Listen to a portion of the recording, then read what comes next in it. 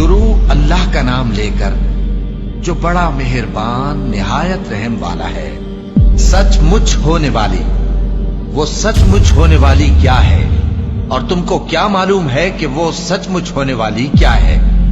वही खड़खड़ाने वाली जिसको समूद और आद दोनों ने झुटलाया। सो समूद तो जबरदस्त जलजले से हलाक कर दिए गए, रहे आद तो उनको निहायत जोरदार आंधी से तबाह कर दिया गया। अल्लाह ने उसको 7 रात और 8 दिन उन पर चलाए रखा। तो ऐ मुखातब, तू उन लोगों को उसमें इस तरह गिरे हुए देखता जैसे खजूरों के खोखले तने। फिर क्या तू उनमें से किसी को भी बाकी देखता है? और फिरौन और जो लोग उससे पहले थे और वो जो उल्टी हुई बस्तियों वाले थे, सब गुनाह के काम करते थे। सो उन्होंने अपने परवरदिगार के पैगंबर की नाफरमानी की तो अल्लाह ने भी उनको बड़ा सख्त पकड़ा।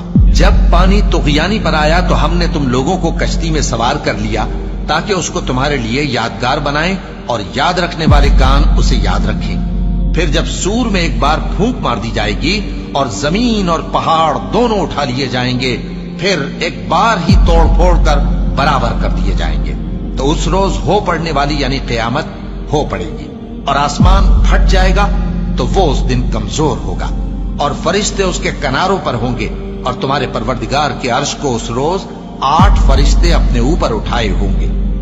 उस रोज तुम लोग सब पेश किए जाओगे इस तरह कि तुम्हारी कोई पोशीदा बात छुपी न रहेगी। अब जिसका आमाल नामा उसके दाहिने हाथ में दिया जाएगा वो दूसरों से कहेगा कि लीजिए मेरा नामा आमाल पढ़िए, मुझे यकीन था कि मुझको मेरा हिसाब किताब जरूर मिलेगा। बस वो शख्स मन माने ऐश में होगा, यानी ऊंचे बाग में जिसके मेवे झुके हुए होंगे। उनसे कहा जाएगा कि जो आमाल तुम अय्याम गुज़श्ता में आगे भेज चुके हो उनके एवज मजे से खाओ और पियो। और जिसका नामा आमाल उसके बाईं हाथ में दिया जाएगा तो वो कहेगा, ऐ काश मुझको मेरा आमाल नामा न दिया जाता और मुझे मालूम न होता कि मेरा हिसाब क्या है। ऐ काश मौत मेरा काम तमाम कर चुकी होती, आज मेरा माल मेरे कुछ भी काम न आया, मुझसे मेरा इक़्तिदार जाता रहा। हुक्म होगा कि इसे पकड़ लो, अब इसे तौक पहना दो, फिर दोज़ख की आग में इसे झोंक दो, फिर जंजीर से जिसकी लंबाई 70 गज है जकड़ दो। ये न तो अल्लाह अजमत वाले पर ईमान लाता था और न फकीर के खाना खिलाने की तरगीब देता था।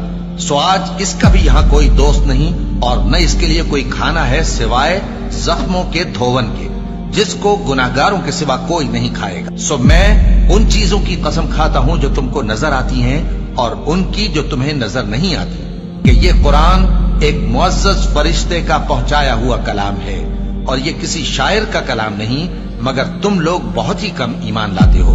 और न किसी काहिन का कौल है, लेकिन तुम लोग बहुत ही कम गौर व फिक्र करते हो। ये रब्बुल आलमीन का उतारा हुआ है। और अगर ये पैगंबर हमारी निस्बत कोई बात झूठ बना लाते तो हम इनका दाहिना हाथ पकड़ लेते, फिर इनकी रगे गर्दन काट डालते, फिर तुम में से कोई हमें इससे रोकने वाला ना होता। और ये किताब तो परहेजगारों के लिए नसीहत है और हम जानते हैं कि तुम में से बाज इसको झुटलाने वाले हैं। नीज ये काफिरों के लिए मूजिब हसरत है और कुछ शक नहीं कि ये यकीन करने के लायक है। सो तुम अपने परवरदिगार आजीम के नाम की तस्बीह करते रहो।